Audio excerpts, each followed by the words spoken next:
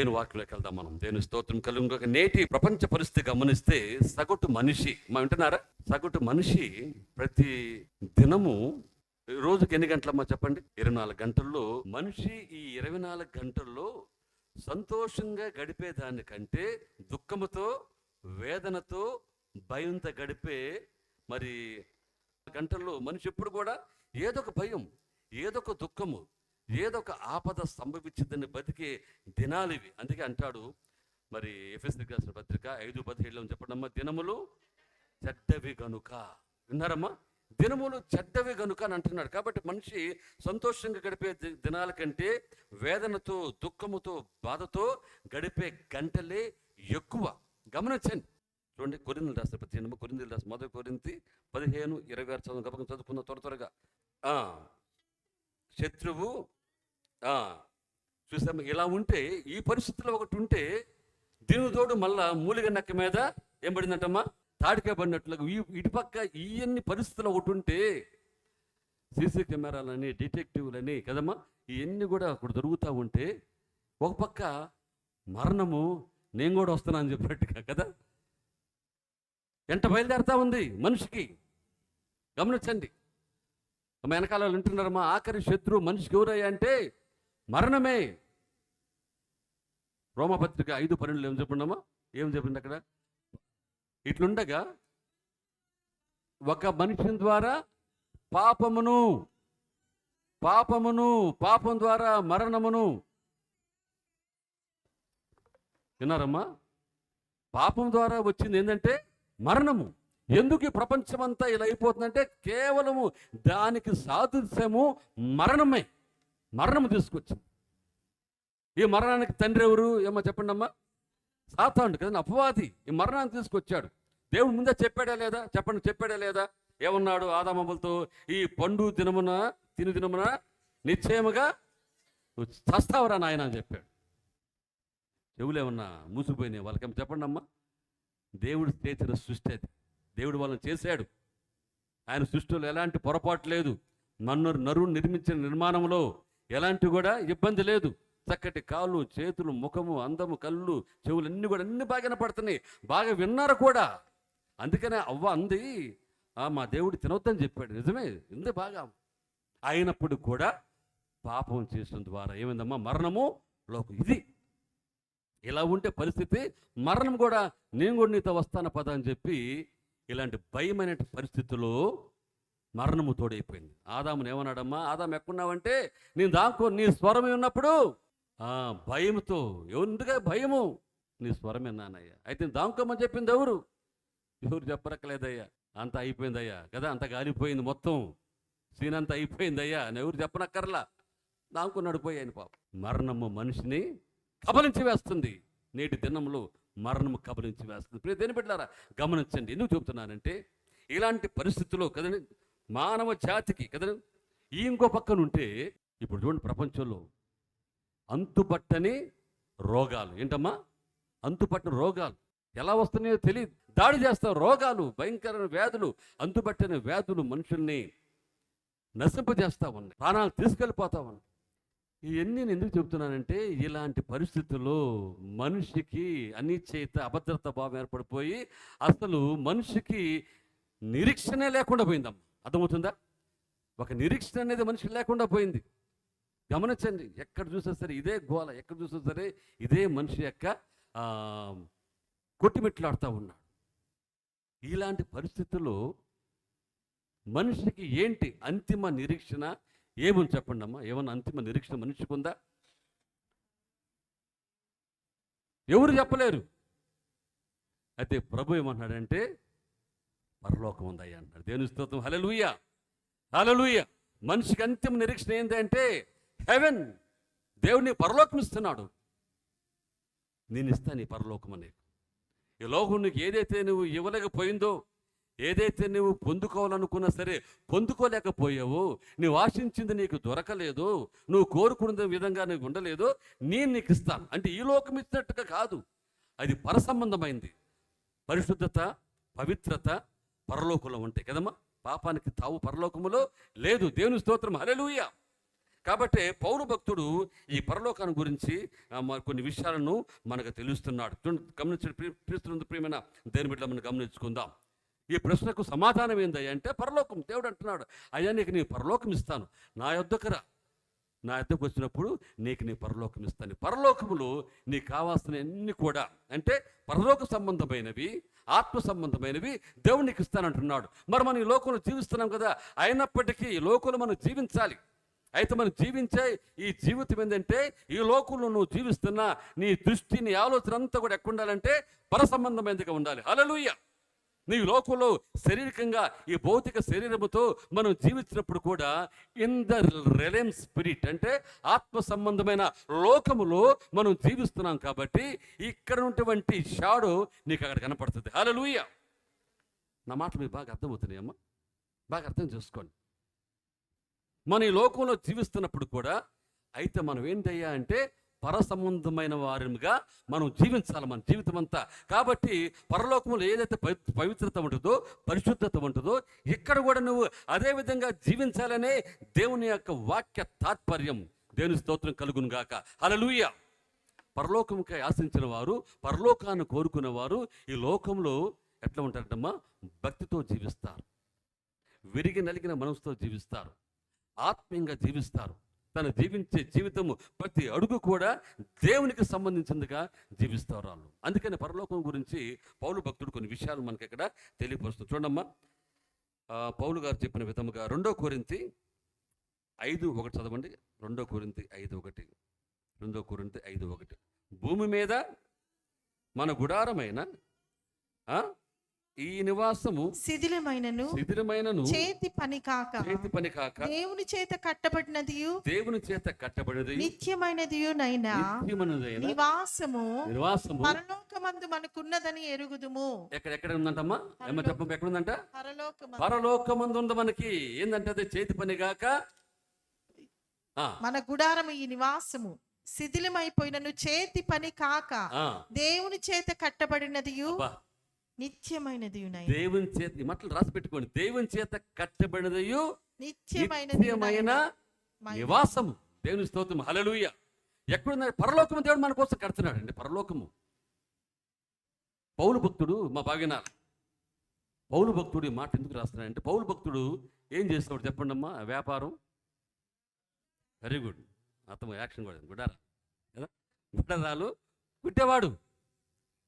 ఆయన జీవించే రోజుల్లో మనలాగా ఇల్లు లేవమ్మా. ఉన్నాయా ఏమ్మా? అందరు వింటున్నారా? అందరు ఉన్నారా ఏమ్మా? ఉన్నారు కదా. దేవుని స్తోత్రం. హల్లెలూయా. ఇల్లు లేవు, అంతా కూడా టెంట్స్ కదా. టెంట్ మినిస్ట్రీ, టెంట్ సప్లై అనమాట. ఆయన టెంట్ సప్లై చేస్తూ ఉండేవాడు. పౌలు భక్తుడు గారు జీవించే దినాల్లో అక్కడ ఇల్లు లేవు వాళ్ళకి. ఇట్లా మళ్ళా ఇల్లు ఉండేవి, అంతా కూడా గుడారాలు వేసుకుంటున్నాడు. కాబట్టి దాన్ని సాదృశ్యంగా తీసుకొని గమనించండి. మీరు బాగా వాక్యాన్ని లోతుగా అర్థం చేసుకోవాలా. యేసు ప్రభు వారు ఉపమానం చెప్పకుండా ఏ వాక్యం బోధించడమ్మా? ఎక్కడ కూడా లేదు. అట్లనే పౌలు భక్తుడు కూడా ఆయన నివసిస్తున్నప్పుడు టెంట్లో ఉన్నాడు. అందుకనే ఈ సందర్భం చెబుతున్నాడు. ఈ శిథిలమైనటువంటి ఈ దేహము శిథిలమైపోయింది, ఈ గుడారం అన్నాడు. దీన్ని ఏమన్నాడు చెప్పండి అమ్మా? ఇది బలహీనమైంది, దీనికి బలము లేదు, ఇది కొంతకాలం కనపడి ఏమైపోయింది దేహం చెప్పండి అమ్మా? చెప్పాలా? శిథిలమైపోతే భూమిలో కలిసిపోయిద్దా లేదా? అట్టనే టెంట్ ఉంది. టెంట్ వేసిన తర్వాత ఏం చేస్తారు? టెంట్ ఇప్పుడు ఇక్కడ టెంట్ వేసారు, వేసినప్పుడు బాగుంది అది కదా. ఇప్పుడు ఏమైపోతుంది? చీకి చీకి చీకి నల్లగా మసిబుగ్గులాగా అయిపోయింది. అది కూడా అది కొంతకాలం ఇంక చీనిగిపోయింది. ఈ దేహం కూడా అంతే. So is comparing. మీరు అంటున్నారా? కంపేరింగ్ అంటే ఏమంటారే? పోల్చటం కదా, పోల్చటం. కంపేరింగ్ చేస్తున్నాడు. ఎట్టయితే టెంట్ పడిపోయిద్దో కొన్నాళ్ళకి ఈ దేహం అని ఈ టెంట్ కూడా పడిపోయిద్ది. అయితే వాడబారింది స్థిరమైనది దేవుని చేత కట్టబడిన నిత్యమైన నివాసములు మనకు. దేవుని స్తోత్రం. హల్లెలూయా. అది ఎక్కడుంది అంటే పరలోకంలో ఉంది. వెనకాలవులు అందరు వింటున్నారా? వినాలి, దేవుని వాక్యం వినాలి జాగ్రత్తగా. అది పరలోకంలో మనకుంది. అది ఇస్తా అని చెబుతున్నాడు దేవుడు. ఆ పరలోకము ఎంత శ్రేష్టమైందంటే మనం ఊహించడానికి మన ఊహలకు కూడా అందని ప్రదేశం అది పరలోకం అనేది. నీ కళలో కూడా రాలేదు. అయితే పౌలు భక్తుడు దర్శనాన్ని చూస్తాడు కదమ్మా. చూడండి, దేనికి వాక్యం మనం గమనించాడు. పౌలు భక్తుడు ఆ యొక్క పరలోక దర్శనాన్ని చూసి ఏమన్నాడమ్మా? మనుషులు ఎవ్వరు కూడా ఊహించలేనిది కదండి, వివరించలేనిది, చెప్పనా సఖ్యము కానిది అంటాడు కదమ్మా పౌలు భక్తుడు. ఆ మాట ఎక్కడ రాబడింది, నేను మర్చిపోయాను కదమ్మా, గుర్తుపెట్టుకోండి. పరలోకము కొరింథీయులు అనుకుంటా రాశాడు. పరలోకం అనేది ఎట్లా ఉంటుందో ఆయన రాశాడు. ఆయన దేహంతో పోయాను, దేహం లేకుండా పోయింది, కానీ ఆ పరలోకంలో వర్ణించి చెప్పను కాని భాష నేను విన్నాను పరలోకములు అని చెబుతున్నాడు ఆయన పౌలు గారు.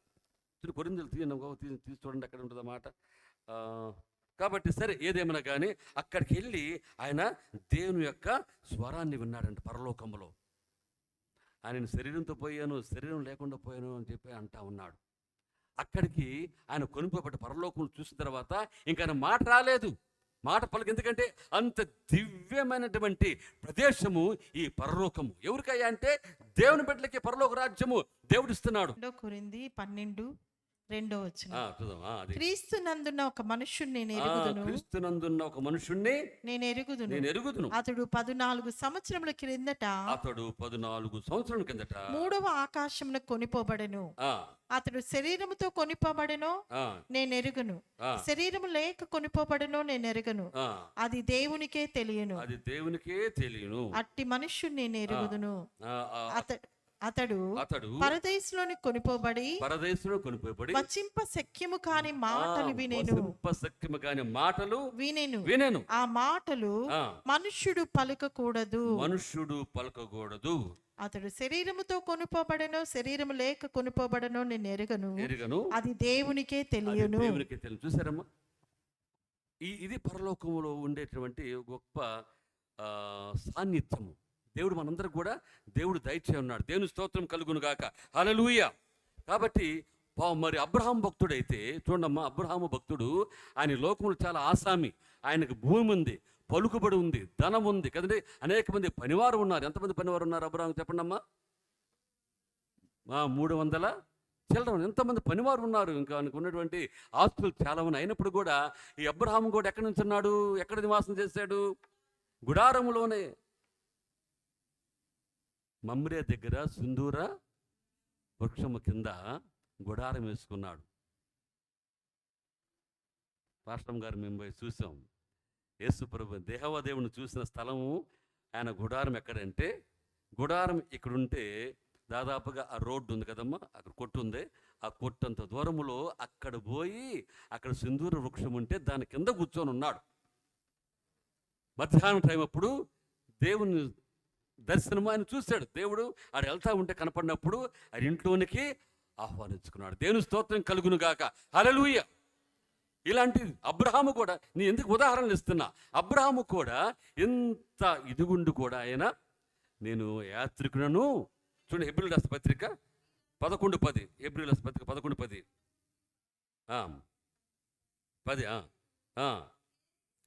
దేనికి శిల్పియు నిర్మాణకుడై ఉన్నాడు, పునాదులు గల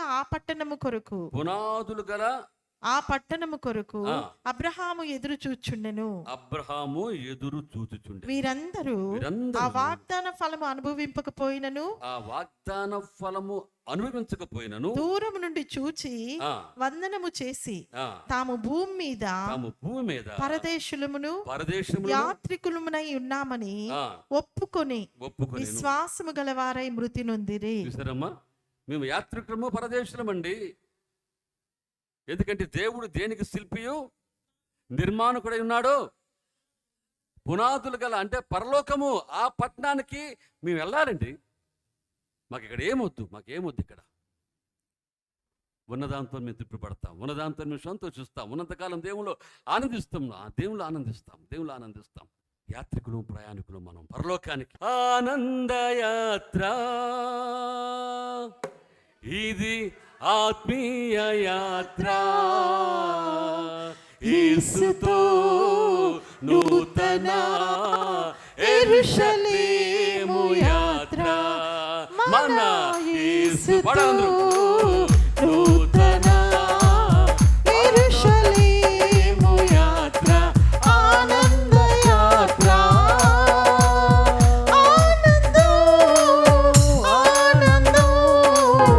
యేసుని చూచే క్షణమాసనం, ఆనంద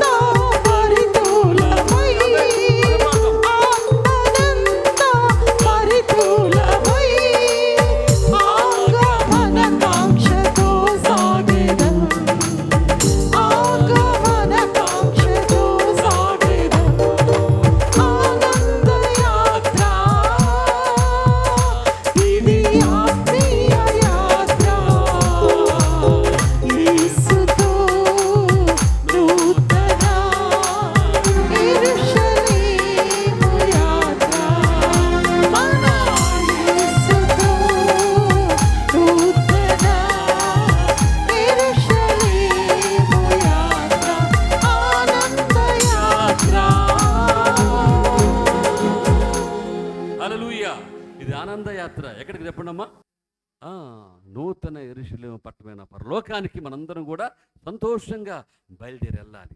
అబ్రాహాము రాలేదా కష్టాలు? ఏమ్మా వచ్చినాయి కదా. యోసేపుకు రాలేదా కష్టాలు? యాకోబుకు రాలేదా కష్టాలు? వీరందరూ కూడా కష్టాలు అనిపించిన వారే కదండి. వీరందరూ కూడా ఈ కష్టాలని సంతోషంగా తీసుకున్నారు. హల్లెలూయా.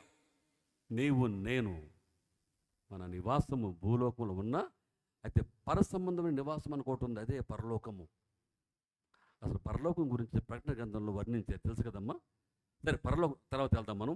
పరలోకము ఎట్లా వర్ణించబడిందంటే 3వ ఆకాశం అన్నాడు. ఏమన్నాడు చెప్పండమ్మా? 3వ ఆకాశము దేవుడు ఉండే స్థలము పరలోకం. అది మొదటి ఆకాశం ఏంటంటే 8వ అధ్యాయం, ఆదికాండము 8వ అధ్యాయం చదవనక్కర్లేదు.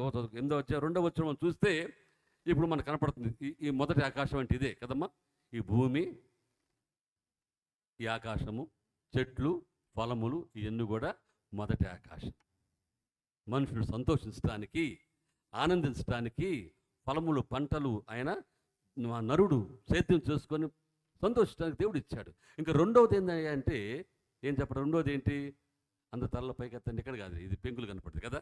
రాత్రిపూట మనం బయట నుంచి పైకి చూస్తే ఆకాశము, తర్వాత అంతరిక్షము, నక్షత్రములు, గ్రహాల కూటమి. చూడండి అక్కడ దాని గురించి ఏం రాయబడింది అంటే 8వ అధ్యాయం 3, కీర్తనలు 8:3 కదండి. ఆకాశములు చేతి పనులు, అంతరిక్షమును కలుగు చేస్తా అంటాడు. సరే, ఇంతకు కూడా మనకు తెలిసిందే. ఇది దేవుడు మన కోసం తెలియజేశాడు. అందుకని భక్తుడు పాట రాశాడు. ఎవరు మనకు తెలిసిన ఆయన పేరు చెప్పండి అమ్మా? ఆర్ఆర్కే మూర్తి గారు కదా.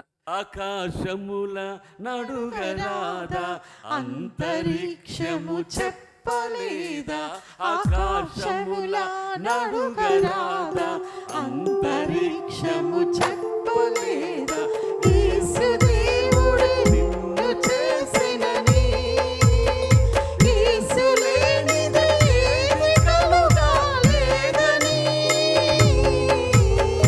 యేసు దేవుడు నిన్ను చేసినని, యేసు లేనిది ఏది కలుగలేదని,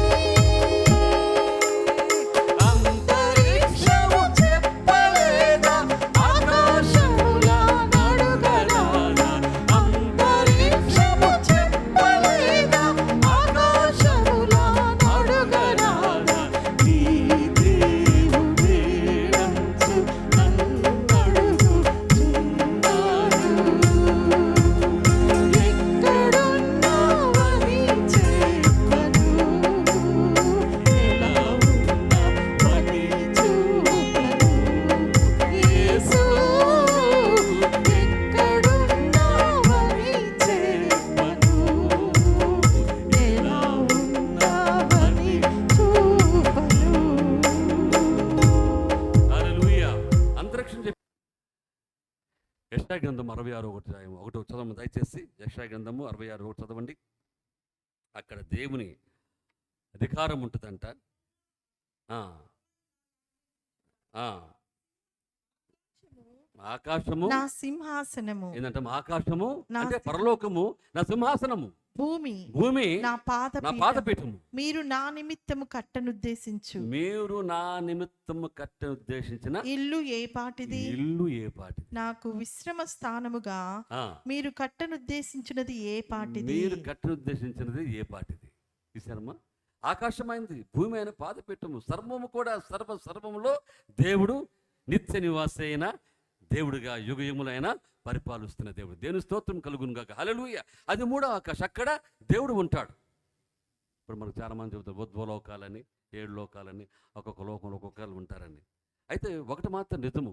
హెబ్రీయుల రాసిన పత్రిక 1వ అధ్యాయం మనం చూస్తే ఆ కిందకి చదువుకుంటా పోతే అక్కడ ప్రపంచాలను దేవుడు నిర్మించాడు. దేవుని స్తోత్రం. హల్లెలూయా. ప్రపంచాలను, ఇది కనపడుతున్న ప్రపంచం ఒకటే కాదు. ప్రియమైనటువంటి భక్తులారా వినండి, విశ్వాసులు వినండి.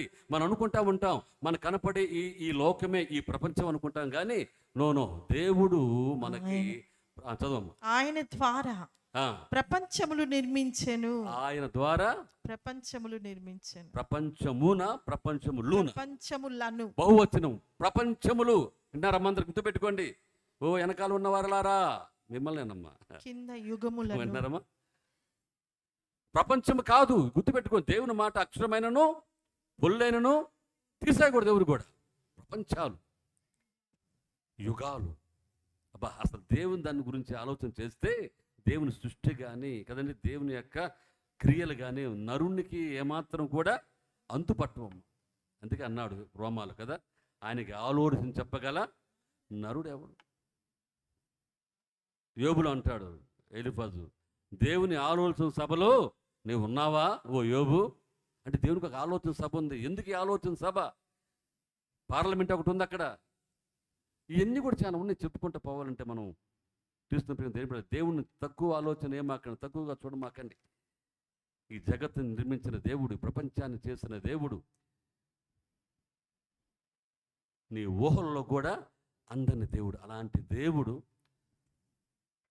తన్ను తాను తగ్గించుకొని ఏమ్మా, పిలిపి పత్రిక కదమ్మా 1:2 మానవునిగా, రిక్తునిగా, సర్వసామాన్యమైన సాధారణ మానవునిగా ఈ లోకానికి వస్తే దేవుడు అంటే అంత చులకనైపోయింది మనుషులకి, నిర్లక్ష్యత. నన్ను ఒకతను ఎంత నిర్లక్ష్యంగా యేసయ్య నామాన్ని దూషి, అతనే ఎవరు చెప్పమ్మా, మళ్ళీ ఎందుకులే, ఎవడు రావాడు అంటాం. గమనించండి, గర్విష్ఠుల కొమ్ము విరుస్తాడు దేవుడు. నీకు తెలియపోతే నేర్చుకో, లేకపోతే మౌనంగా ఉండు.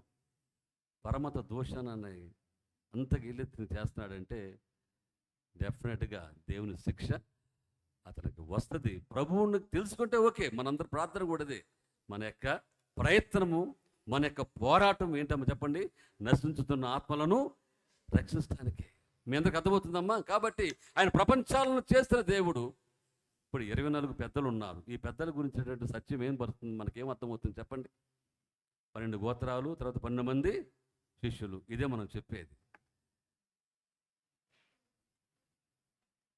వీళ్ళు ఎప్పుడు వచ్చారు? నూతన నిబంధనలు. అంతే. శిష్యులు ఎప్పుడు వచ్చారమ్మా చెప్పండి? అపోస్తుల్లో అయిన శిష్యులు ఎప్పుడు వచ్చారు? వీళ్ళు యేసుప్రభు తర్వాత ఉన్నారా, ఆదికాండంలో ఉన్నారా? యేసుప్రభు తర్వాత యేసుప్రభుతో ఉన్నారు, అవునా? అబ్రహాము, ఇప్పుడు 12 గోత్రాల వాళ్ళు ఎక్కడి నుంచి వచ్చారు? వాళ్ళు చెప్పండి అమ్మా. యాకోబు నుంచి వచ్చేవారు, అవునా? వారు అయితే లెక్క అయితే 12 అయ్యిద్దిగా. ఒకవేళ అక్కడి నుంచి ఉన్నారు కదా అంటే అప్పటికి నిర్మించబడలా వాళ్ళు, భూమి కూడా ఇంకా నిర్మించబడలా. అర్థమవుతుందా? యోబు గ్రంథము, ఆది కాండము, ఎహెజ్కేలు ఎన్ని కూడా ఒకే టైంలో రాయబడినాయి. అసలు ముందు రాయాల్సిందంట యోబు గ్రంథం అంట. సరే, దేవుని యొక్క ఆర్డర్లో దేవుడు ఎట్ట పెడతాడో దాన్ని అపకృతికలు అంటారు, దాచబడిందని కొంత. సరే, ఇవన్నీ కూడా హిస్టరీ. బట్ ఎనీవే, వీళ్ళందరూ కాదు, ఈ పెద్దలు వేరే ఉన్నారు. ప్రకటన గ్రంథం మనం చూస్తే వీళ్ళు కిరీటాలన్నీ తీసుకొచ్చి దేవుని ఎదుట పడేసినట్టుగా మనం చూస్తున్నాం, వంగి నమస్కరించినట్టుగా చూస్తున్నాం. నీవే దేవుని కుమారుడు, నువ్వు గొర్రె పిల్లవు, నీ రక్తాన్ని వధించావు మానవుల కోసం, ఇది నీకే తగునయ్యా. ఆ గ్రంథము విప్పటము నీకే చెబుతారు వీళ్ళందరూ కూడా. వీళ్ళు ఎవరయ్యా అంటే ఇప్పుడు మనం చదువుకున్న ప్రపంచముల కంట అధిపతులైనారు. దేవుని స్తోత్రం, హల్లెలూయా. ఈ భూమికి అధిపతి ఎవరు ఒకప్పుడు చెప్పండి అమ్మా?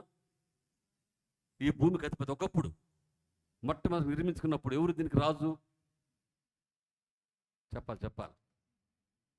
ఈ భూమి మొత్తాన్ని సృష్టించిన తర్వాత దేవుడు ఎవరికి ఇచ్చాడు ఈ భూమిని? ఆదాంకి ఇచ్చాడు, అంతేనమ్మా?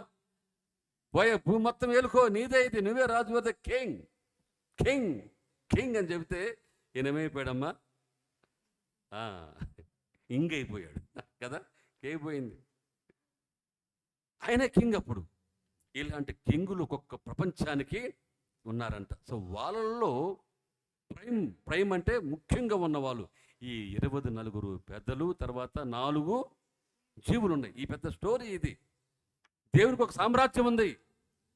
మరి మీకు అర్థమవుతుందా? దేవుని స్టోరీ చెప్తాం, హల్లెలూయా. ఆయనకు ఒక సామ్రాజ్యం, ఒక వ్యవస్థ ఉంది ఆయనకి. ఆయన ఒక కార్యము జరిగిస్తున్నాడు. ఎప్పుడంటే మనకు తెలియదు అమ్మ, మనకు అయితే దేవుడు చేస్తున్నాడు. మనం ఎట్లా చూస్తున్నామంటే బైబిలే మనకు ప్రామాణికము. ఇంతకంటే మనకి నిదర్శనం ఏమీ లేదు. ఇన్ని సత్యాలు, నిగూఢమైనటువంటి అర్థాలు బయటికి వస్తున్నా కూడా ఇంకా మనుషులు దేవుణ్ణి నమ్మకుండా వెర్రితనంగా జీవిస్తున్నారంటే అది వాళ్ళ చేతులకే మనం వదిలేయాలి. కాబట్టి మేము దేని బిడ్డలు గమనిద్దాం, దేని వాక్యంలో కొద్దామని గబగబా. కాబట్టి ఇలాంటి పరలోకాన్ని అంట చూశాడు. ఎవరమ్మా? పౌలు భక్తుడు చూశాడు. పరలోకం దర్శనం కలిగింది. యోహానికి ఈ పరలోక దర్శనం కలిగింది. పరవశించిపోయాడు. తర్వాత బైబిల్ ఇంకా పరలోకానికి ఎత్తబడింది ఎవరై అంటే హానోకు ఎత్తబడ్డాడు. తర్వాత ఇంకో చెప్పండి, ఏలియా ఎత్తబడ్డాడు. స్టెఫను కూడా చెప్పాలి, స్టెఫను కూడా చూశాడు. ఆయన చనిపోతూ ఆకాశము తెరవబడుటూ మనుష్య కుమారుడు యేసుప్రభువు వాడు ఎక్కడున్నాడమ్మా? దేవుని కుడిపార్శ్వం. దేవుని స్తోత్రం కలుగును గాక. హల్లెలూయా. గమనించండి, పరలోకం ఈజ్ రియల్ కదమ్మా.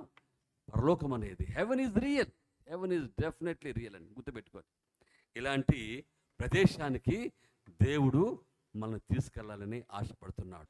చూడండి, ప్రకటన గ్రంథము పరలోకానికి వచ్చిన వివరణ మనం చూస్తే ఇక చక్కగా మన ప్రకటన గ్రంథం చూడమ్మా. 21వ అధ్యాయము 21వ మనం 9 నుంచి 23 వరకు అక్కడ చక్కగా వర్ణన ఇవ్వబడింది పరలోకాన్ని గురించి. చూడమ్మా, 9 నుంచి 21వ అధ్యాయము 9వ వచనం కాడ నుంచి అంతటా 7 తెగుళ్లతో నిండిన 7 పాత్రలను పట్టుకుని ఉన్న 7 దేవదూతలు ఒకడు వచ్చి, ఇటు రమ్ము పెండ్లి కుమార్తెను అనగా గొర్రె పిల్ల యొక్క భార్యను నీకు చూపెదనని నాతో చెప్పి ఆత్మవశుడై ఉన్న నన్ను ఎత్తైన గొప్ప పర్వతం మీద కొనిపోయి యెరూషలేము అను పరిశుద్ధ పట్టణము దేవుని మహిమ గలదై పరలోకమందున్న దేవుని యొద్ద నుండి దిగి వచ్చుట నాకు చూపెను. దేవుని స్తోత్రం కలుగును గాక. హల్లెలూయా, హల్లెలూయా.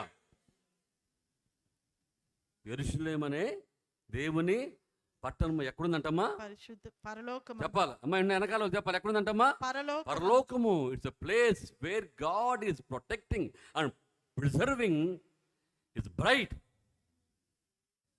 దేవుని యొక్క వధువైన సంఘాన్ని అక్కడ పరిశుద్ధ పర్వతం మీద, పరిశుద్ధమైన పరలోకములో దేవుడు సిద్ధపరిచి ఆయన అక్కడ పెట్టలా భూమి మీదకి తీసుకుని వస్తున్నాడంట. హల్లెలూయా. ప్రియదేని బిడ్డ గమనించండి,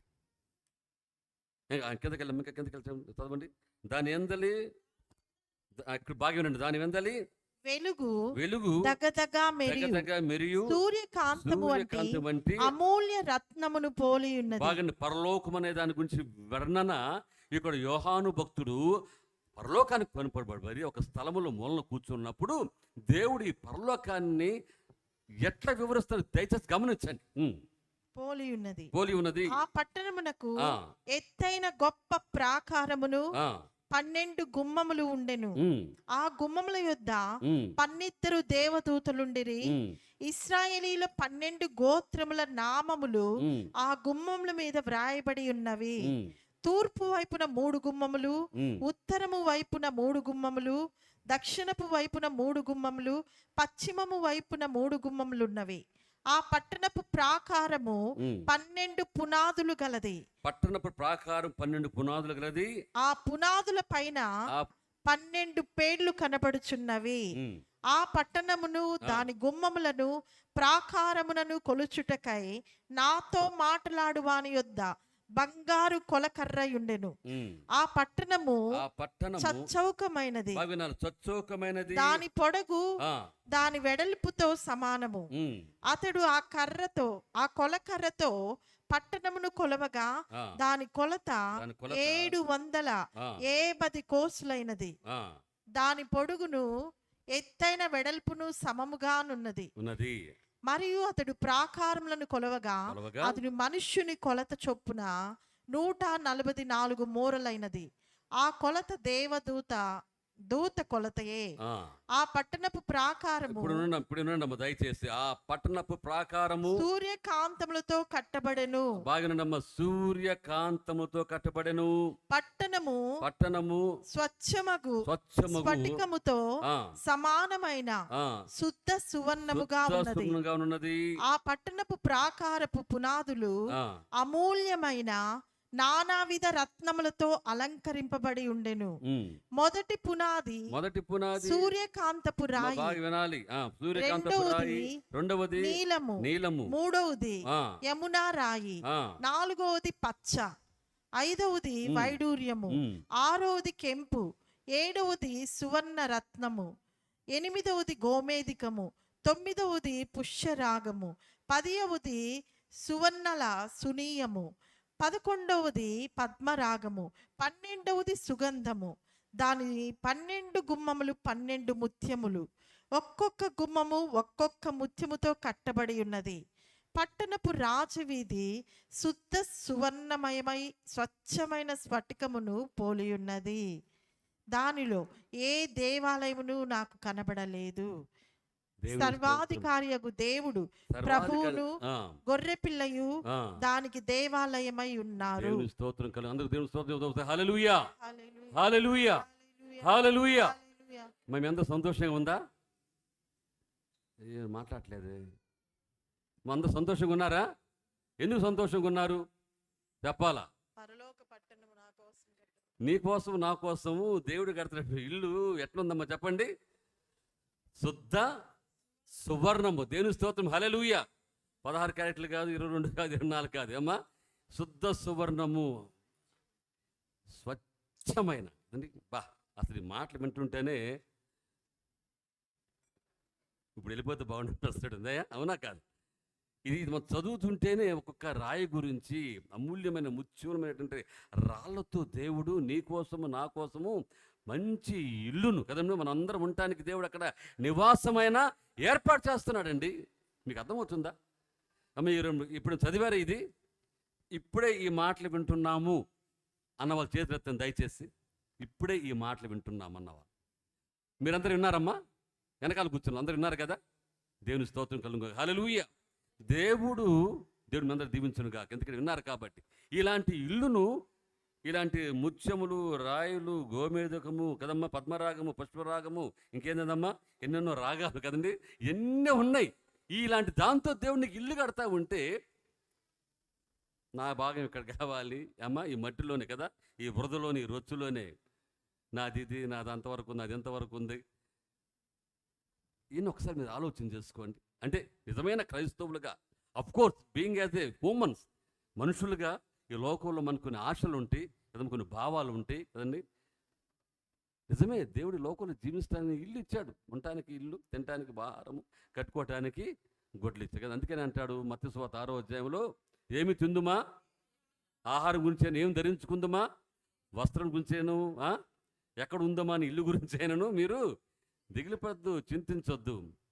అడవి పూలు చింతించునా, ఆకాశ పక్షులు చింతించునా, అన్యులు చింతింతురు, దేవుని పిల్లలు చింతింతురా, అన్యులు చింతింతురు, దేవుని సంగము చింతించునా, చింతించకి ప్రాణమా, సంగము పాడతాం. చింతించకి సంగమా నీ జీవాత్మదాతనే నమ్ముమా, అడవి పూలు చింతించునా, ఆకాశ పక్షులు చింతించునా. హల్లెలూయా. ఆకాశ పక్షులు చింతించవు కదమ్మా. అన్యులు అంటే ఎవరమ్మా? చూడండి, యేసు ప్రభుని తెలియని వారు, ఏ జాతి అయినా, ఏ భాష అయినా, ఏ కులమైన, ప్రపంచంలో ఎక్కడున్నా సరే యేసు ప్రభు దేవుడిని గుర్తెరకున్న ప్రతి వ్యక్తులు కూడా అన్యుడి కింద సమానం. మనందరం కూడా అన్యులు. ఒకప్పుడు ప్రభుని తెలుసుకున్నాక మనందరం కూడా ధన్యులమైపోయి జీవిస్తున్నాం. హల్లెలూయా. కాబట్టి ప్రియ దేని బిడ్డలారా, అవి చింతిస్తే మనం చింతించనక్కర్లేదండి. దేవుడు అన్ని కూడా మనకి ఇస్తున్నాడు. ఇంతంత ఏమన్నారు మీ స్టోన్స్ కదా, ఇంతంత స్టోన్స్, బంగారము, వజ్రము, గోమేదకము, ఇన్ని కూడా దేవుడిని ఒక ఇల్లు కడుతుంటే కొన్ని సీన్లు యూట్యూబ్లో వస్తుంటాయి, పరలోకం అన్నీ కదమ్మా. అసలు అవి చూస్తున్నప్పుడు ఎంత కళగా ఉంటుంది. అసలు ఏ శిల్పి కదండి, ఏ ఆర్టిస్ట్ కూడా దాన్ని ఏమంటారమ్మా డ్రా చేయలేడు, ఆర్ట్ చేయలేడు కదా, ఆర్ట్ చేయలేడు. వాళ్ళు కుదరదు కూడా, వాళ్ళు కుదరదు. ఎందుకంటే దేవుని పట్టణం. ఏం చెప్పడం? అది దేవుని పట్టణము. ఈ లోకల్ మనుషులు పెట్టబట్టిన కాదు అది. ఈ లోకల్ మనుషులు చాలా చిన్న పట్టణాలు కడతా ఉంటారు కదా. ఈ పట్టణాలన్నీ కూడా పటాపంచలైపోతాయి కదండి. గాజా పట్టణం కట్టాలని చూశారంట. ప్రపంచంలో కల్లా ఒక హైటెక్. ఎవ్వరు కూడా ఎక్కడ ఏది దొరకనట్లుగా దాన్ని చేద్దామని మనుషులు ప్లాన్ చేశారు. కానీ దేవుడు ఏం చేశాడమ్మా? గాజా అంతా కూడా అంతా పోయి ఒక కూజ అయిపోయింది మొత్తం. అవును, పెంకులు పగలగొట్టేశారు దాన్ని. దేవుని ప్లాన్లో ఉన్నదే జరిగిద్ది. కానీ మనుషులు ప్లాన్ చేసుకోవచ్చు. అయితే దేవుడు చిత్తమైతే ఆ ప్లాన్ ప్రకారంగా, ఇప్పుడు మనుషులు ఇల్లు కట్టుకోవాలి, మా ప్లాన్ వేసుకుంటే ప్రభుత్వం ప్లాన్ వేయాలి మనకి, ఆ ప్లాన్ అప్రూవల్ చేయాలి, అప్పుడే నువ్వు ఇల్లు కట్టుకోవాలి. అయితే మన ఇల్లు కట్టడానికి దేవుడికి ప్లాన్ కావాలా? చెప్పండి అమ్మ కదా. దేవుని పర్మిషన్ తీసుకోవాలా? అక్కర్లా. ఎందుకంటే ఆయనే ఇంజనీర్. దేవుని స్తోత్రం, హల్లెలూయా. Is the greatest engineer that this world never seen. ఈ ప్రపంచం వరకు గొప్ప ఇంజనీర్ దేవుడమ్మ. నిర్మిస్తున్నాడు పన్ను. ఆది నుంచి కూడా తండ్రి పని చేస్తూనే ఉన్నాడంట. గొప్ప పనివంతుడు. అందుకే నా తండ్రి వ్యవసాయకుడు. పని చేస్తూ ఉన్నాడు దేవుడు. నీకోసం నా కోసం దేవుడు పని చేస్తున్నాడు. ఏంటయ్యా పని అంటే దేవుడు నిర్మాణం చేస్తున్నాడు. ఏంటయ్యాదంటే పరలోక పట్టణము నీ కోసము నా కోసము దేవుడు నిర్మాణం చేస్తున్నాడు. చూడండి, పరలోకములో ఏముంటుంది ఇప్పుడు మనం చదువుకుందాం. నీకు కరెక్ట్గా 10 నిమిషాలు ముగిచ్చేస్తాం. చూడమ్మా, ద ఫ్యాక్ట్స్ అబౌట్ హెవెన్ అంటే నిజ సత్యాలు పరలోకం చేయమని మనం తెలుసుకోవాలి. చూడండి, దీనికి వాక్య భాగంలో heaven is a real place. పరలోకం అనేది అది నిజమైనటువంటి ప్రదేశం. అది దీని వాక్యం చదువుదామా? చూడండి, తీసిన వాళ్ళు చదువునమ్మా దయచేసి. యోహాను సువార్త 14:2 త్వరగా. యోహాను సువార్త 14:2, మత్తయి సువార్త మత్తయి 6:9. తర్వాత నా తండ్రి ఇంట అనేక నివాసములు కలవు, లేని యెడల మీతో చెప్పుదును, మీకు స్థలము సిద్ధపరచ వెళ్ళుచున్నాను. నేను వెళ్ళి మీకు స్థలము సిద్ధపరచిన యెడల నేనుండు స్థలములో మీరును ఉండులాగున మరల వచ్చి నా యొద్ద నుండుటకు మిమ్మును తీసుకుని పోవుదును. దేవుని స్తోత్రం, హల్లెలూయా. పరలోకంలో ఎవరు ఉంటారంటే తండ్రి ఉంటాడు. మత్తయి 6:9 చదువున్నాం. మత్తయి సువార్త 6:9 చదువుతున్నాం. కాబట్టి ఎక్కడంటమ్మా? పరలోకమందున్న మా తండ్రి. నీ తండ్రి నీ పరలోకంలో ఉన్నాడు కదండి. ఆయన పరలోకంలో ఉండి ఇక్కడికి వచ్చాడు దేవుడు మన కోసం. దేవుని స్తోత్రం, హల్లెలూయా. పరలోకంలో తండ్రి ఉన్నాడు. తండ్రికి గృహం ఉంది, నివాసం ఉంది. అది తేటానికి ఆయన భాగమైనటువంటి యేసుక్రీస్తు ప్రభువారు ఈ లోకానికి వచ్చాడు. దేవుని స్తోత్రం కలుగును గాక, హల్లెలూయా. 1 రాజులు 8:27. త్వరగా చదివేసేయండి అమ్మా. 1 రాజులు 8:27. 1 రాజులు 8:27. నిశ్చయముగా ఈ లోకమందు నివాసము చేయడు. ఆకాశ మహాకాశము సైతము ఆయన పట్టజాలవు. దేని స్తోత్రం, హల్లెలూయా. వింటున్నారా మీరు? ఆయన లోక నివాసం చేసే దేవుడు కాదు. ఎందుకంటే ఆకాశ మహాకాశాలే పట్టజాలనంత దేవుడు మన దేవుడు అండి. వింటున్నారా మీరమ్మా? ఇలాంటి దేవుడు ఈ లోకానికి వచ్చాడు. ఎందుకంటే అయ్యా బాబు, నీకు నేను పరలోకాన్ని కడుతున్నానరా, ఈ లోకం కాదయ్యా కదమ్మా. అక్కడికి వెళ్ళటానికి నేను తీసుకెళ్ళటానికి. అందుకంటాడు యోహాను 14:2లో, నేను వచ్చింది ఎందుకయ్యా అంటే నేనుండు చోటకి మిమ్మల్ని తీసుకెళ్ళటానికి, పరలోకాన్ని తీసుకెళ్ళడానికి వచ్చాను. ఈ మాట నువ్వు నమ్మినట్లయితే నువ్వు దేవుడిని అంగీకరించాలి. నాకు పరలోకం ఒకటి ఉందండి, నీ ఆడికి వెళ్ళాలి. నా ప్రదేశం అది. అది కింద చదువుకున్నాం.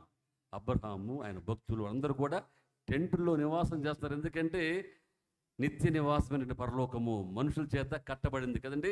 దేవుడే దానికి పునాది వేసింది, నిర్మించి అక్కడ పోవాలి మేము. ఇక్కడ ఏమంటున్నాడంటే పరలోకములో ఇల్లు ఉంది, అక్కడ తండ్రి ఉన్నాడు. మనకి ఎవరున్నా పరలోకంలో ఎవరున్నారమ్మా చెప్పండి? తండ్రి ఉన్నాడు.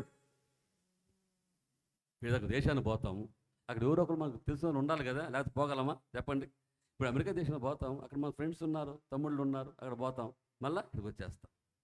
అది పరలోకం అట్ట కాదు. పరలోకంలో మనం నిత్యము ఉండిపోవటానికి. దేవుని స్తోత్రము, హల్లెలూయా. So heaven is a real place. నిజమైనటువంటి ప్రదేశము పరలోకం అనేది ఒకటి ఉంది. మొట్టమొదటి పాయింట్ కదమ్మా. పరలోకములో నిజమైన ప్రదేశం అది. రెండో పాయింట్ మనం చదువు. Heaven is a dwelling place. అంటే పరలోకం అనేది దేవుడు నివసించే ప్రదేశము. యెషయా గ్రంథం 61:66 మనం చూస్తున్నాం మాట. చదవండమ్మా. హెవెన్ ఈజ్ ఏ ఆకాశము నా సింహాసనము. ఇందాక మనం చదువుకున్నాం ఇది కదమ్మా. అక్కడ దేవుడు నివాసం ఉండే ప్రదేశం అది. ఆయన సింహాసనం అక్కడ ఉంది. ఏమని చెప్పండి అక్కడ పరలోకంలో ఏముంది? దేవుని థ్రోన్ అంటే సింహాసనం ఉంది పరలోకములో. ఎందుకు చెప్తాండి మాట? సింహాసనం ఎవరికి ఉంటుందమ్మా చెప్పండి? రాజుకు ఉంటుంది, అవునా? ప్రభువులకు ఉంటుంది. కాబట్టి దేవుడు ప్రభువు, దేవుడే రాజు అక్కడ, ఆయన సర్వాధిపతి అక్కడ, సర్వము ఆయన కనుసరణలో జరిగింది, ఆయన ఒక్కడే సమస్తము కూడా జరిగించే దేవుడు అక్కడ. ఆయన ఆధిపత్యం కింద ఉంటుంది, ఆయన సర్వాధికార్యం కింద అన్నీ జరుగుతుంటే పరలోక రాజ్యములో. అయితే ప్రభు అంటాడు, యేసు ప్రభు వారు భూలోకంలో నాకు సర్వాధికారము ఆకాశమందును భూమి మీద. దేవుని స్తోత్రం, హల్లెలూయా.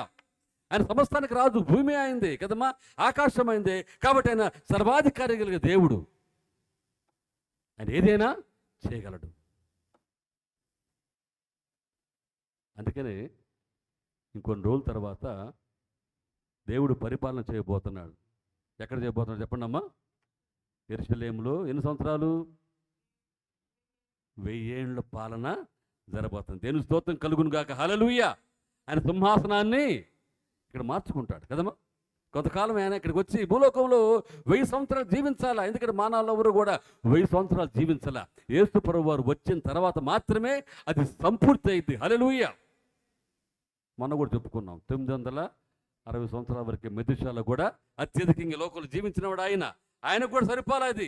యేసు ప్రభు వచ్చి ఆయన రాజ్య పరిపాలనలో నిన్ను నన్ను కూడా పరిశుద్ధులందరినీ 1000 సంవత్సరాల పాలన ముగిస్తాడు. హల్లెలూయా. మీ అందరికి అర్థమవుతుందమ్మా? 1000 ఏళ్ళ పాలన ఆయన జరిగిస్తాడు. కాబట్టి రెండవది ఏంటంటే it's a dwelling place of Christ. దేవుడు కదమ్మా, దేవుడు నివాసము ఉండే ప్రదేశము, అక్కడ ఆయన సింహాసనము ఉందంట. చూడమ్మా, అక్కడ మన పేర్లు ఉంటాయంట. లోకాసువార్త 10వ అధ్యాయం త్వరగా 20. లోకాసువార్త 10:20. అయినను మీ పేర్లు ఎక్కడమ్మా? పరలోకమందు ఏముంటుంది అంటే తండ్రి ఇల్లు ఉంది, సింహాసనం తర్వాత అక్కడ మన పేర్లు ఉన్నాయంట. దేవుని స్తోత్రం కలుగును గాక, హల్లెలూయా. ప్రకటన గ్రంథం 21:1-5 వరకు త్వరగా చూద్దామా, త్వరగా. ప్రకటన గ్రంథం 22:1.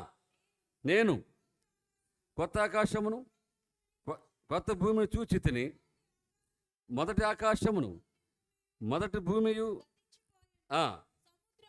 సముద్రమును ఇకను లేదు, మరియు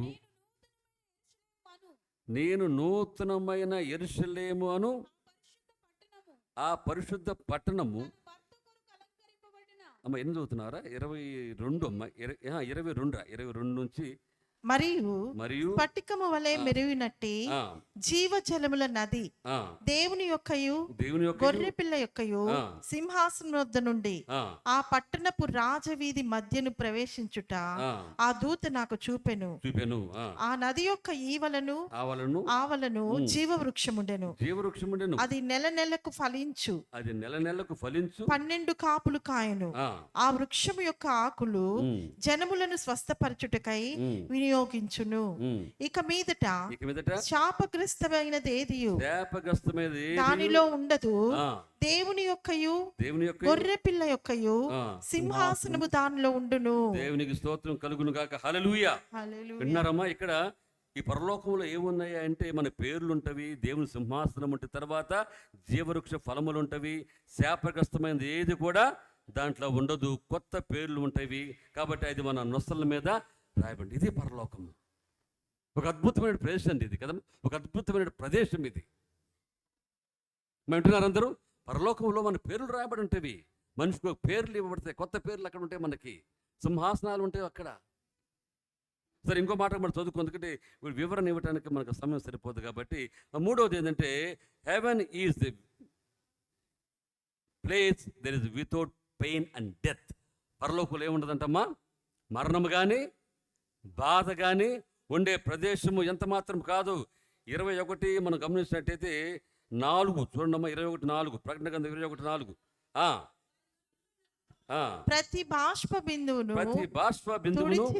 తుడిచివేయును. మరణము ఇక ఉండదు. దుఃఖమైనను ఏడ్పైనను వేదనైనను ఇక ఉండదు. మొదటి సంగతులు గతించిపోయినని సింహాసనంలో నుండి వచ్చిన గొప్ప స్వరము చెప్పుట వింటిని. దేవుని స్తోత్రం కలుగు. మా బాగా వినండి. మరణము ఇదే మనుషులు ఎదుర్కోలేని, జయించలేనిది స్థితి మరణాన్నే. ఎంతటి గనుడైనా సరే మరణించాల్సిందే, మరణించిపోవాల్సిందే. ఎందుకంటే death is the way either to go heaven or to hell. మరణము గుండానే మనం వెళ్ళాలి అందరూ కూడా. మరణం అయిన తర్వాత మనకి మోక్షమా లేకపోతే నరకమా, అంటే పరలోకమా లేకపోతే నరకమా అనేది మనం ఆలోచన చేసుకోవాలి. మరణం గుండానే పోవాలి, ప్రతి ఒక్కరు కూడా మరణించాల్సింది. అయితే పరలోకంలో మాత్రము, ఈ లోకంలో మరణం ఉంటుంది, పరలోకంలో మాత్రము మరణం అనేది ఉండదు. మరణమును మనం జయించిన వారంగా ఉంటాం ఇక్కడ. హల్లెలూయా. ఏడుపైనను, దుఃఖమైనను, బాధ అయినను, ఆకలి అయినను, వేదనైనను లేని ప్రదేశం అండి కదా. బా, ఎంత చక్కటి ప్రదేశం అండి. సూర్యుడు ఉండడంటే అక్కడ కదమ్మా, చంద్రుడు కూడా ఉన్నాడు. సూర్యుడు లేని, చంద్రుడు లేని, చీకటి రాత్రులు లేనే లేని, సూర్యుడు లేని, చంద్రుడు లేని, చీకటి రాత్రులు లేనే లేని, ఆ దివ్య నగరిలో కాంతులతో విరజిమ్మెదవా నా యేసయ్యా. ఆ దివ్య నగరిలో కాంతులతో విరజిమ్మెదవా నా యేసయ్యా. సియోనులో స్థిరమైన పునాది నీవు, నీవే నా జీవితము అమర్చుచున్నాను, నీ మీదే నా జీవితము అమర్చుచున్నాను. సియోనులో స్థిరమైన పునాది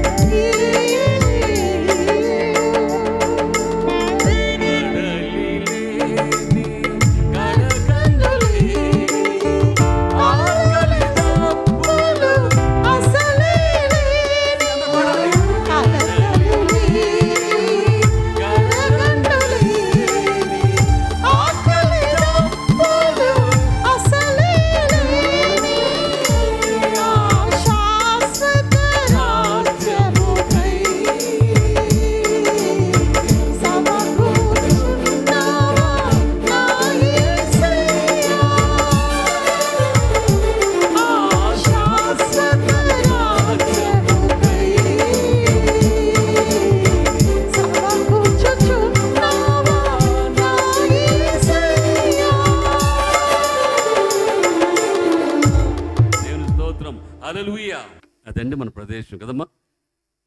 చీకటి ఉండదు, రాత్రులు ఉండదు, పగలుండదు, వెన్నెలుండదు. మరి ముఖ్యంగా ఆకలి దప్పులు ఉండవు, నిత్యము సంతోషం తెలియదు, ఎప్పుడు కూడా తృప్తిగానే ఉంటాం మనం. ఆ ప్రదేశానికి దేవుడు మనం తీసుకెళ్తుంటే ఇక్కడ మనకు ఆకలి దప్పులతో, కరువు కాటకాలతో కదమ్మా, అనుక్షణం భయముతో, ఎప్పుడు మరణం వచ్చిందా, ఎప్పుడు అది వచ్చిందా, ఎప్పుడు ఇది వచ్చిందని గందరగోళమైన పరిస్థితిలో ప్రపంచము జీవిస్తుంది. కాబట్టి ప్రతి బిడ్డలారా, heaven is a place where there is no death కదండి. అక్కడ మరణం లేదు, ఆకలి దప్పులు ఉండవు, అక్కడ ఏడుపు ఉండదు కదండి. అక్కడ ఏడుపు ఉండదు. ఆయన మన ప్రతి బాష్ప బిందువును, అంటే దుఃఖాన్ని దుఃఖాన్ని దుఃఖాన్ని కదా ఆయన తీసివేస్తాడు. అది పరలోకములో దేవుడు మనకి ఇవ్వదు గొప్ప భాగ్యం అన్నది. నీ వాక్యాన్ని ముగించబోతున్నాడు. దేని మీద గమనించండి. తర్వాత heaven is a eternal life. Haven is a place there is everything will be eternal. పరలోకంలో నిత్యత్వమే కదమ్మా, ఇంక దానికి అంతం లేదు. 3:16 యోహాను సువార్త ఏముందమ్మా? దేవుడు లోకమును ఎంతో ప్రేమించాను, కాగా ఆయన తన అద్వితీయ కుమారునిగా పుట్టినవాని యందు విశ్వాసముంచు ప్రతి వాడును నశింపక నిత్య జీవం, ఎటర్నల్ లైఫ్. పరలోకంలో ఎటర్నల్ లైఫ్ ఉంటుంది. అక్కడ కొంతకాలం ఉండి మళ్ళీ తీసేస్తుంది కాదండి. అది పరలోక రాజ్యము, దేవుడు మనకు అనుగ్రహించేది. అందుకే పౌలు అంటాడు, మన పౌరస్థితి పరలోకమందుంది. ఈ మరణము ఆఖరికి అగ్నిగుండంలో పడవేయబడింది. చూడండి, ప్రకటన గ్రంథం 20:14. ఇది ఒక్కటి చదువు ముగి చేసుకుందాం. 14 ప్రకటన 20:14. ముద్రలోకమును అగ్నిగుండములో పడవేయబడును. ఈ అగ్నిగుండము ఈ అగ్నిగుండము రెండవ మరణము. బాగా వినాలి. ఈ అగ్నిగుండము రెండో మరణము. మూర్తుల ఎవని పేరైన జీవగ్రంథంలో రాయబడిపోతే కనబడని ఎడల వాడు అగ్నిగుండములో పడవేయబడెను. ఈ మరణం అగ్నిగుండంలో పడవేయబోతే ఆఖరికి మరణాన్ని మనం జయించలేకపోయాం. అయితే దేవుని దగ్గర పరలోకంలో అనుకో ప్రదేశం పక్కనే అదేంటంటే నరకం, అగ్నిగుండం. ఈ మరణం అంతా పోయి దాంట్లో ఒక డంప్ అయిపోయింది. మనం చూస్తున్నా చెత్త అంతా తీసుకెళ్ళి ఎక్కడేస్తారే, ఎక్కడో ఊరి బయట పడేస్తారు. డంప్ చేయటం అంటే పడవేయటం, త్రోసివేయటం. వి నో నీడ్ దిస్, ఇది మాకు అక్కర్లేదు, చెత్త ఇది. ఈ మరణాన్ని కూడా అట్నే డంపింగ్ అని అగ్నిగుండంలో దేవుడు పరాయిపోతున్నాడు. హల్లెలూయా. సో అక్కడికి నీకు మరణం లేదు, ఆకలి లేదు, దప్పు లేదు. ఇది పరలోకం అంటే. ఆ పరలోకం ఇంకొక పట్టణము దేవుడు కడుతున్నాడు, అక్కడ ఒక వ్యవస్థ ఉంది.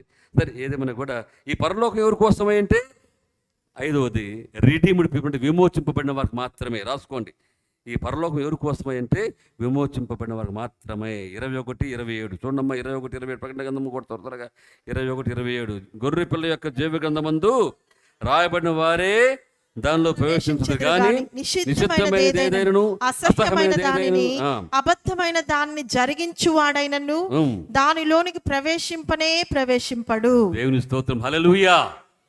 దీంట్లో ఏముంటుందమ్మా? పవిత్రత, పరిశుద్ధత, క్రమము. అంతేగాని నిషిద్ధమైనది ఏది కూడా దాంట్లోకి ప్రవేశం. అసహ్యమైనది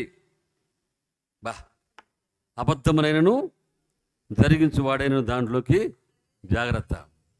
అబద్ధం ఆడితే కూడా నీకు పరలోకం లేదు, గుర్తుపెట్టుకోండి. ఇంకో చోట పితరులకు, కుక్కలను, మాంత్రికులను కూడా దీంట్లో ప్రవేశించారంట. కాబట్టి దేని బిడ్డ, దిస్ ఇస్ ది హెవెన్, ఇది పరలోకము. ఇందాక చదువుకున్న పరలోక వర్ణన ఎట్లా ఉందమ్మా? పిరికివారును, అవిశ్వాసులను, అసహ్యులను, నరహంతకులను, వ్యభిచారులను, విగ్రహారాధికులను, అగ్నిగంధకంతో మండు గుండములో పడవేయబడింది రెండవ మరణము. ఇది తప్పించుకున్న వాళ్ళకే పరలోకము కదమ్మా. కాబట్టి నిషిద్ధమైనది ఏది ఉంటుంది, అసహ్యమైనది ఏది కూడా పరలోకంలో ఉండదు. అంత పరిశుద్ధత, పవిత్రత అక్కడికి అంతే. అలాంటి ప్రదేశము పరలోకము. కాబట్టి దేని బిడ్డారా, మనందరం కూడా అక్కడికి వెళ్ళటానికే ప్రయాసపడ. బండి మా ముందు వెళ్తా ఉంది, ఒక పెద్ద ట్రక్ వెళ్తా ఉంటే ఇది వెనకాల ఒక రాసి ఉంది, హెవెన్ ఈజ్ మై డెస్టినేషన్, పరలోకము నా గమ్యము. దేవుని స్తోత్రం. హల్లెలూయా. ట్రక్ మీద రాస్తుందంటే ట్రక్ పోయిద్దని కాదు పరలోకానికి. ఏమ్మా, ట్రక్ పోయిదాడన్నా? ఆ నడిపే నాయకుడు ఎవరైతే ఉన్నాడో అతని మనసులో ఉన్న ఆలోచన ఏంటంటే వెనకాల వెంబడిస్తున్న వాళ్ళు ఎవరైతే ఉన్నారో అది చదివిన వాళ్ళు గుర్తుపెట్టుకోవాలా, పరలోకం అనేది ఒకటి ఉందయ్యా మనకి, మనందరం కూడా అక్కడికే పోతున్నాం. ఒకవేళ ఈ బండి ఏదైనా గుంట్లో పడినా, ప్రమాదానికి లోనైనా, నేను చనిపోయినా, నా గమ్యం ఏందయ్యా అంటే పరలోకం. దేవుని స్తోత్రం. హల్లెలూయా. ఉండేవలసిన లక్షణము, మన గురి, మన ఏమదే. ఎందుకంటే పరలోకం శాశ్వతమైంది.